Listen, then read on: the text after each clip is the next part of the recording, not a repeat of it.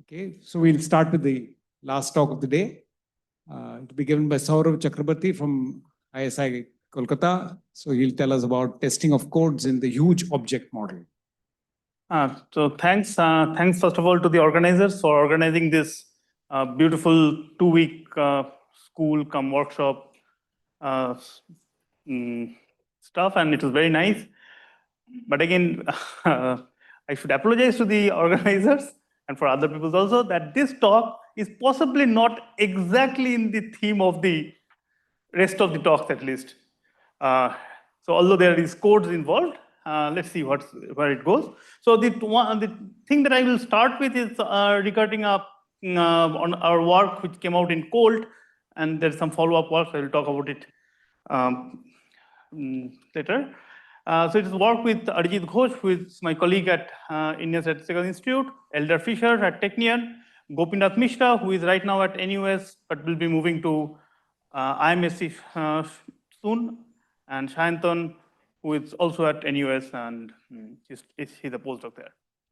So we have seen testing of codes in some sense, in which the idea is that you have a string and you want to check whether it satisfies, is it close to a code word or is it a code word. So in this talk, it's slightly different. So I have a code. At this point, I'm not being too fussy about the code. It's just a subset of 0, 1 to the n. And what we have is that this code is unknown to me. And what you have is an access to the code words in the code drawn according to some distribution. Right? Even the distribution is also unknown to me. And what we want is that can we learn the code? Or can we check certain interesting properties of the code? Can I say that, oh, this code word, which is basically the support of the distribution, does it satisfy some nice properties? Say, is it a linear code? Or does it have a long distance, a large distance? Or maybe we want to say something about the distribution from which it has been drawn. Say, is the distribution uniform on this code? Or is the distribution mass monotonic? You can come up with various questions regarding the code or the subset support of that distribution, or about the distribution itself. Right? And of course, we want to answer them in as few complexity as possible. Now, what do I mean by that? As few complexity as possible. Now, one thing to note here is that I should say that this n that I'm thinking of is very large. It is a high dimensional stuff. Right? So the model that we want to work on is that, okay, you can sample, and I want to, of course, reduce the number of samples that I need from this distribution.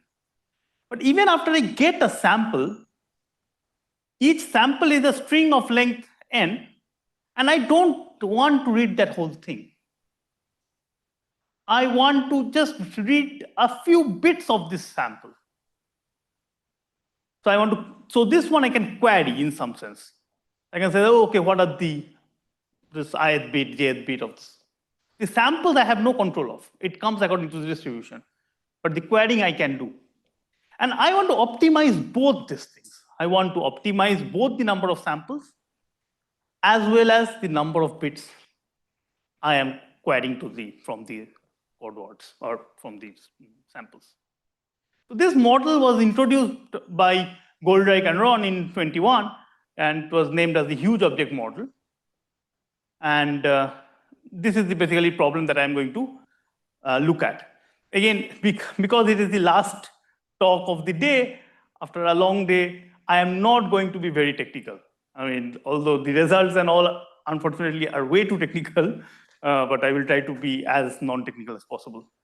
And fine, okay, good. So let me see what do we mean. Let me take a slight detour about distribution testing. So, okay, we have a probability distribution over 0, 1 to the n. Of course, you understand what a distribution is. And we want to check whether a distribution satisfies a property or not. What do I mean by a property? So property is nothing but a collection of distribution. And we want to check whether this distribution that is not known to me, and I am going to access it in some way, whether that distribution is within this property or not, or satisfies this property or not.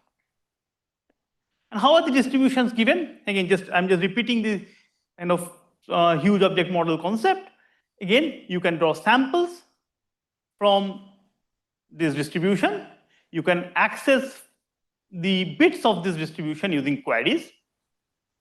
And you want to minimize both the number of both the sample complexity as well as the query complexity. Now, why is this model important or intuitive?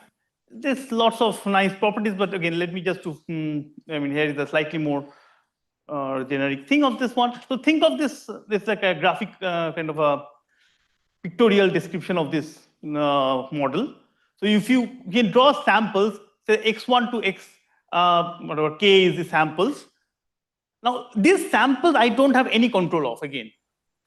They're coming according to distribution. But so I kind of press a button, a sample appears. And at that time, I can say that, okay, give me these bits. Technically, we can also think of it in the streaming world. In the sample comes, you get to query something, and the sample disappears. You don't have to store them, but that's a slightly more restricted model. Now, of course, I mean, why is this model important or interesting? There's a lot of stuff. Like, for example, you want to check. I mean, you can get a big, when you sample something and you want to check for clusterability or something like that. You use in the world of modern day machine learning and all, you sample a big video. Of course, you don't want to look at all the bits of the video. You want to look at a very small number of bits and make some comment about whether this class of videos is clusterable or not. Similarly, if there is a sampler that samples satisfying assignments of a CNF formula or a formula, right? You want to check whether is it sampling uniformly. And again, if I possibly don't want to read the whole satisfying assignment, I want to just look at a few bits and I want to make some statement about it. Right? Okay, so let me not go into these things too much. Okay, so of course, we are talking in the world of property testing. Many of you are familiar with this property testing notion.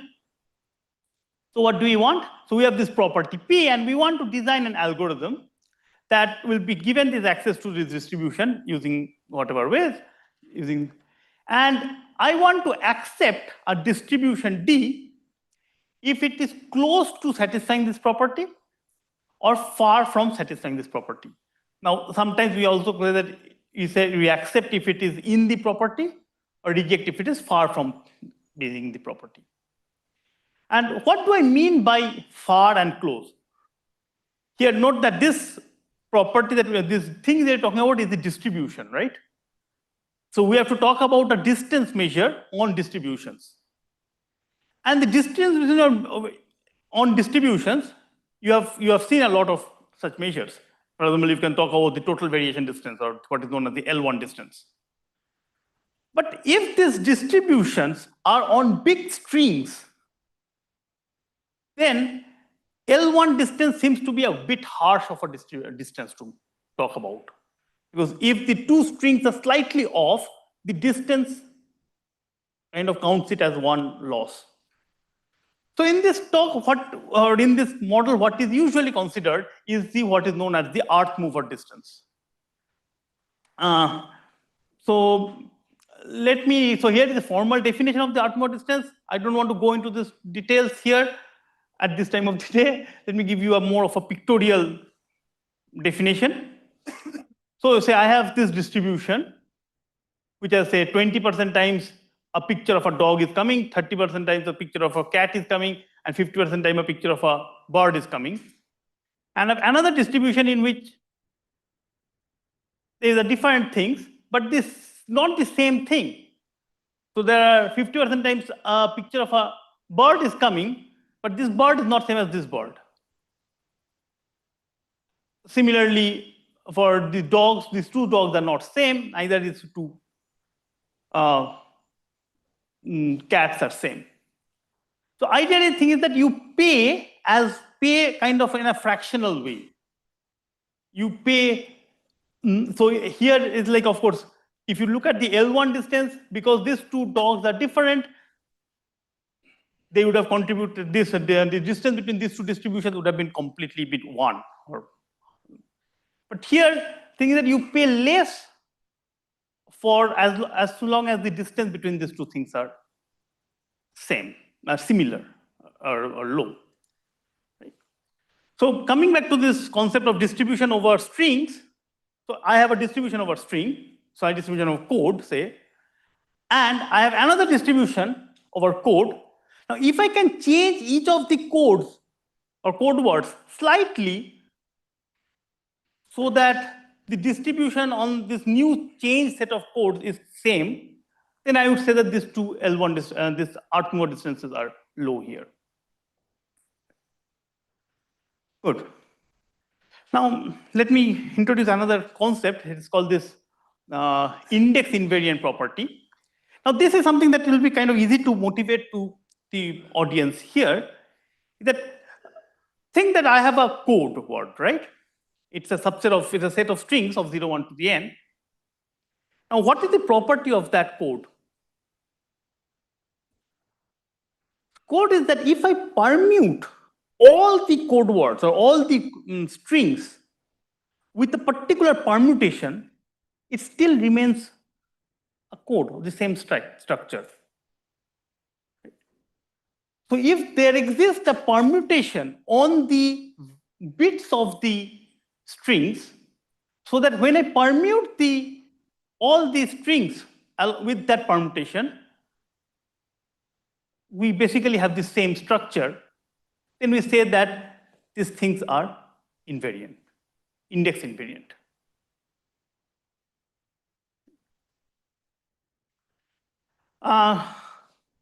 So say here are some examples of some index invariant properties. So I can say that, okay, the distribution D is monotone. What do I mean by that? If X is less than Y as bits, as set of bits, and I say that, okay, is the probability mass of X less than probability of Y? This property is index invariant. You permute the strings, the bits, using the same permutation sigma. I mean, if X is less than Y, then X sigma is also less than Y sigma. Similarly, as I just told you, if I have a uniform distribution over linear codes, this is also another property which is index invariant. And so on. So I can talk about anything like whether the code words, set of code words, or support of the distribution has low VC dimension.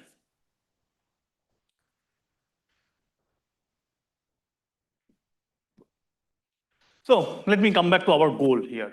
So what is our goal here?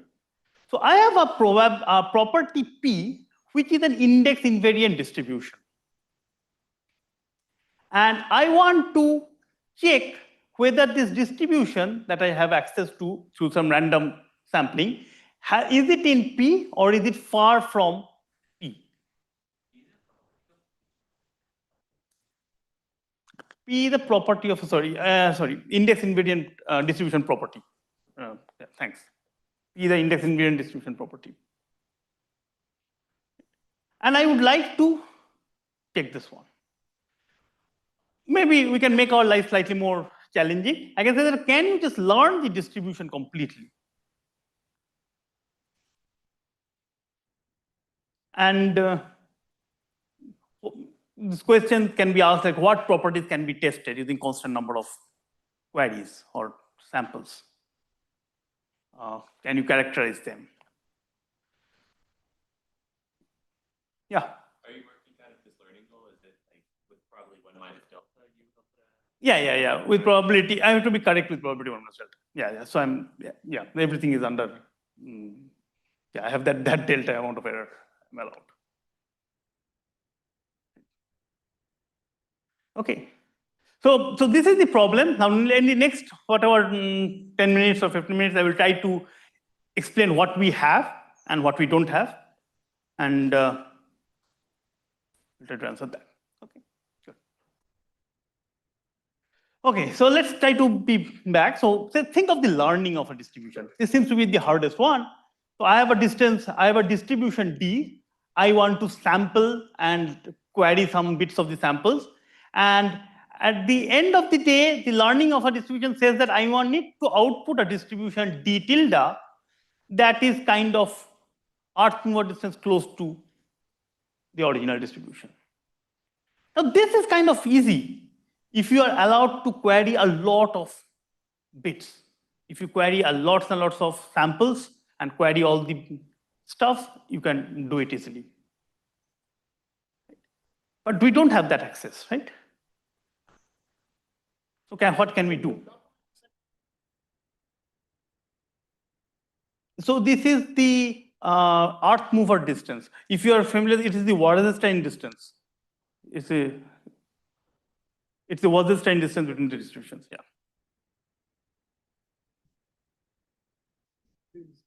Hamming distance, Hamming weight, Hamming distance. Yeah. The earth mover distance on the Hamming distance.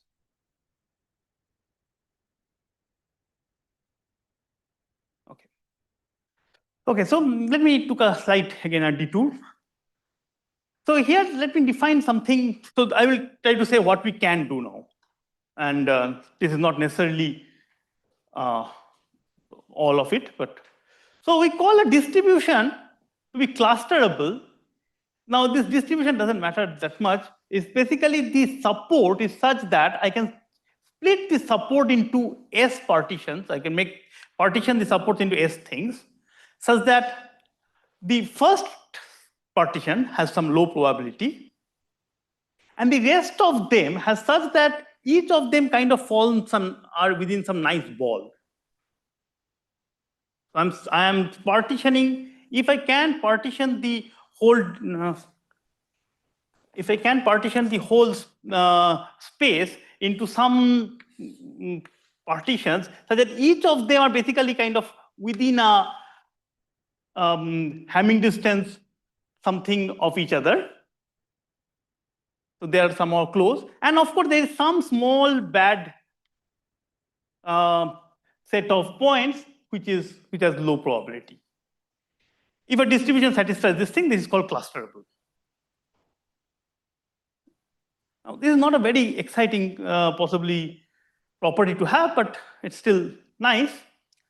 And what we can show is that if a distribution is clusterable, then this distribution can be learned with constant number of queries.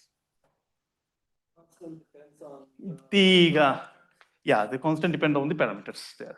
It's a bad dependence, I will come to that. But it is independent of n. It is independent of n and all other things. So let me just quickly kind of give an intuition about this whole thing. So what happens? So if I have, say, some number of clusters, right? I have, how many number of clusters I had? I had, say, S clusters. Right? So I would like to first pick enough samples with the hope that all these S clusters are hit enough number of times. Good? So let's say I have taken x1 to xt. I have not read them, I have just sampled them. Now, once I have, what did I lose my joke? Yeah. So I have some set of points here. I don't know, by the way, I don't know at this point. Although I'm drawing these things, I still don't know which point has gone where. But I would like to now try to learn the centers of each of the clusters. So what I do is that I would like to first of all estimate how many points are there in each cluster, although I've not yet learned the cluster also. So what I do is that I sample another large enough number of points. Say, let me make it circles kind of stuff like that. And I use this new point as samples, y1 to yt1, t2, to estimate how many points are close to each xi. So try to understand the size of the cluster to some level. And okay, how do I do that? This I can do by reading only small number of bits of X and Y.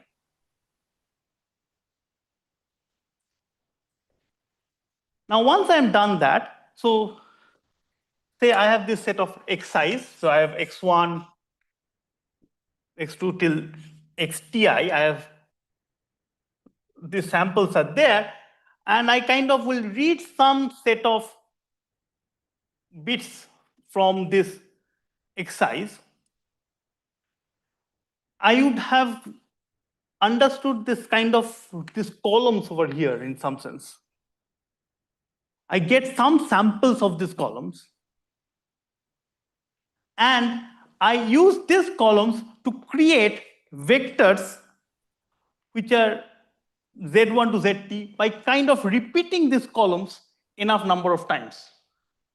So like this set of columns acts as my samples of my set of columns. And I put the weights of each of them according to the weights that I have calculated depending on Y. So let me just be a bit more formal over here. I don't know how I can go through to you guys. So I am going to query X1 to XTN and Y1 to YT2. And a sample R of set of indices. I'm going to query this R bits from all the X1 to XT1 and Y1 to YT2. Now for each of the X1 to XT1, let's say after restriction, I get the strings, the small x1 to small xt1. And of course, for y also, I get the same thing. Now, for each of the xi, I try to see how many strings of yi's are close to xi. And I try to kind of make an arbitrary assignment between xi's and yi's. That kind of helps me to understand the size of each of the clusters. And then once I have got this one, these yi's are gone. These yi's are only there to estimate the weights of these xi's. Then by looking at this small xi's, the small parts of x1 to xti, I try to create this new vector by copying, in some sense, this substring enough number of times. Yeah, so this is the basic algorithm. Why this works, I'm not going into that at all. But yeah, so what we kind of can say is that if it is clusterable, we can prove that the thing that we get from this thing is actually earth mover distance close to that original up to some permutation of the indices. Okay, so now back to where we are.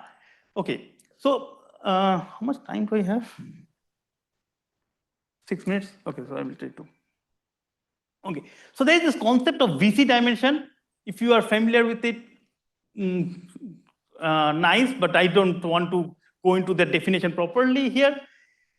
But basically what you can get from VC dimension is that if the, yeah, so maybe I can, so if I have a distribution whose support of that distribution has VC dimension small, then that distribution is clusterable, which means that that distribution can be learned.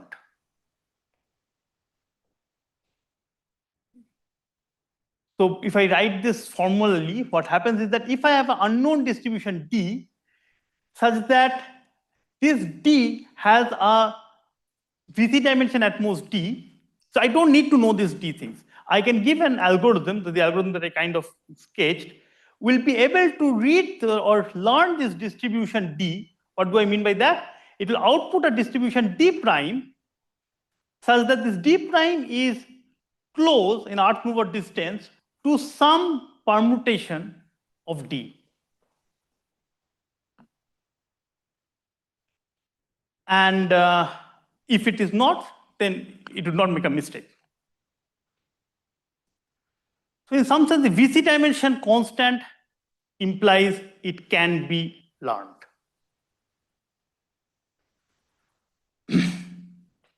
Okay, so once you can learn it, of course, you can test it also. So we can also get this following thing, that if I have a distribution D, I can, which is, and I have a property P, which is index invariant, then I can check whether a given distribution has the property or far from having the property using polynomial in 1 by epsilon queries. Now, this is a bit of a cheating here because there's a polynomial, the degree of the polynomial is the VC dimension of this, the D that is there. And yeah, so this is good from the theoretical point of view. So in some sense, it says that if a VC dimension is constant, you can learn with constant number of queries.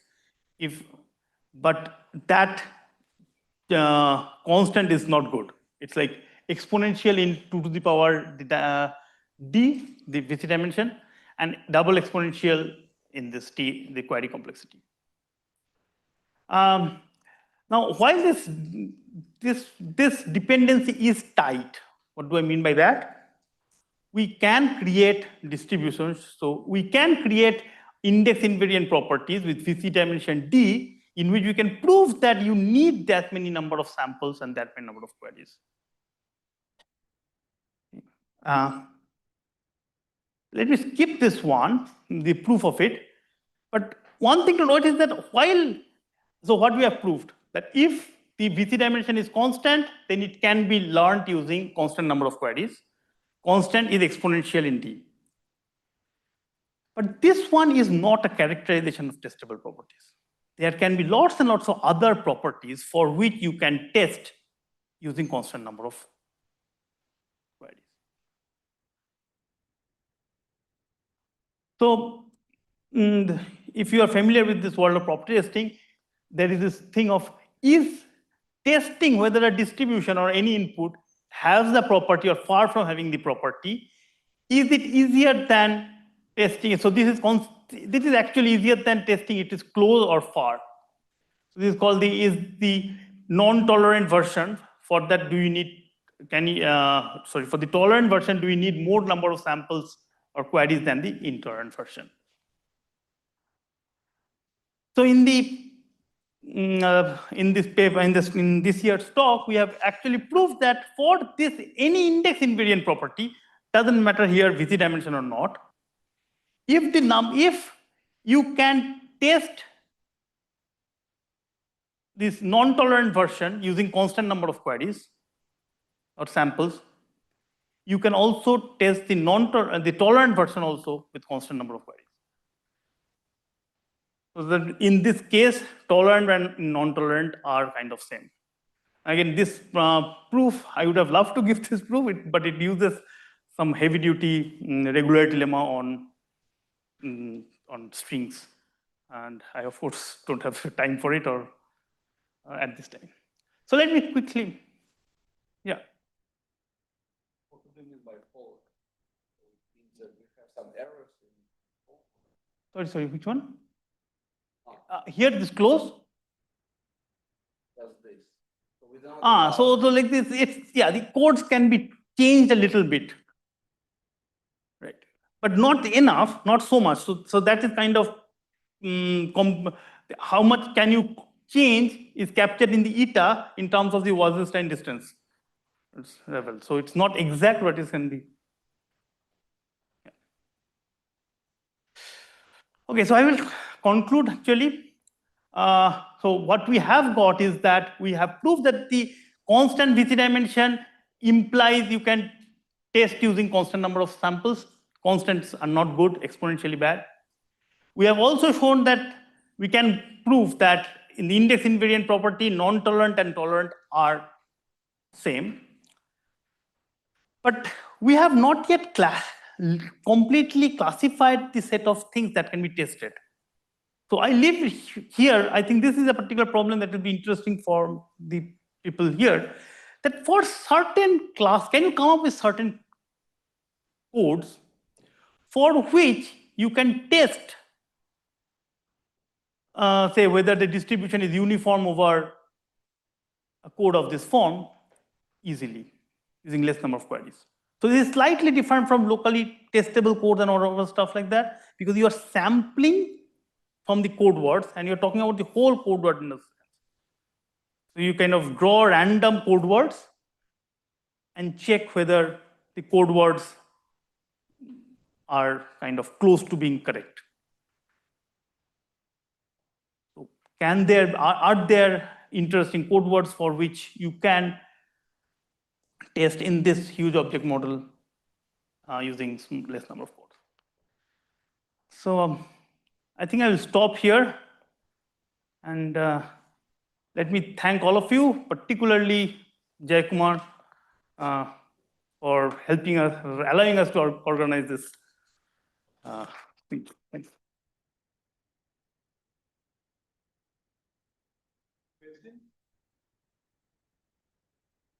Yeah. Maybe I have a question about the open problem. Yeah. Maybe more natural to consider opposite problem when designing code that cannot. Sample is there. It takes a lot of time, right? Yeah. So Because if you're a private company, yes, you just develop your good code, and you do not want that your competitors want. so actually, so, I mean, yeah. So there are, I mean, so the one that I kind of skipped here, we can come up with some nice codes for which you can say that testing will take a lot of time. We have some amount of understanding of that one. Maybe not completely answering it, but testing seems to be harder than in general.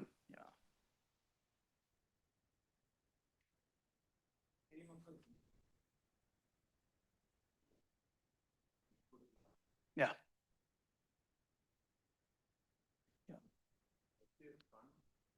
No, it's not converts. Converts is not true. I mean, not true. I don't know that. I mean, yeah, exactly. That's the point. Like, I don't know the converts in the sense that is VC dimension low are the only set of distribution that can be tested? No, I don't know. So if a distribution can be tested, does it mean that the VC dimension of the support has to be low?